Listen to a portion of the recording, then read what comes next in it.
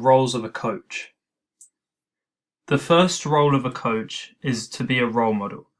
A role model's job is to inspire and act as an idol to the athletes that they are coaching. They are also required to demonstrate good behavior and attitudes. The coach has to know that they should have experience in the sport that they are coaching. Perhaps they're an ex-professional. The positivity behind a role model is that they have lots of experience and have been through the system. They can educate athletes on actions that are acceptable and unacceptable. If the athletes look up to a coach, then they will follow suit and replicate the coach's actions because of the coach's influence. For example, in basketball, a coach may have been through the system and played professionally. This means that the players will respect the coach and listen to them. However, a coach may be arrogant and very single-minded in the sport, which can lead to impatience. This will lead to bad actions and bad influences. In football, a coach may criticize a referee, and the players will do the same. This is an example of a negative role model. Another role of a coach is to be a friend. When there is a friendship between the coaches and players, it produces a positive chemistry, and the players know that they can trust the coach with anything, even personal troubles.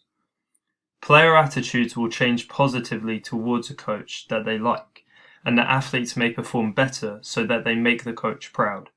For example, in a rugby team, there is more trust, which means the game is much safer for everyone.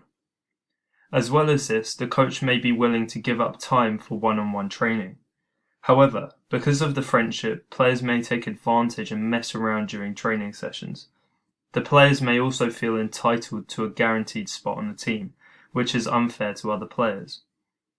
The coach can also get over-friendly, and this may be a bad thing for sports like gymnastics, which is very hands-on. This could lead to a close relationship between the coach and athlete, which results in a loss of focus. The next role of a coach is to be a motivator. For athletes, when a coach is motivating, it really encourages people and gives a lot more support to the athletes. As well as this, for the player there is also a goal and a reason to work and reach their maximum potential.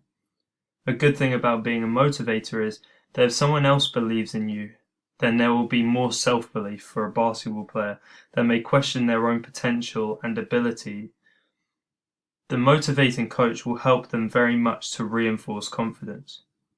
However, the athlete may start to depend on the motivation to work hard. Another problem is that the coach may overwork the athlete and the athlete may be put off.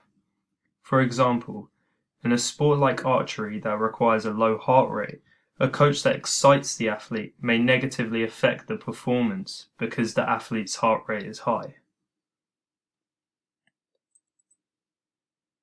Another role of a coach is to be a trainer. If you're a trainer, it means there is high attention to detail and focus on skill development. Focus on one skill will really improve that skill. The trainer should be highly qualified in one sport and should know about the technique, tactics, and fitness. A good reason for a single trainer for a certain skill is that they can specialize training for an athlete.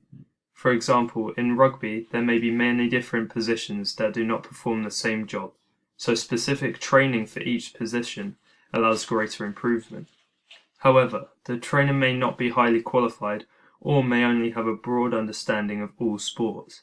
In large squad sports as well, there may only be a select few players that can get specialist training. This means that some players may not improve because the training is too broad and does not improve a skill, or the players are not selected for the training.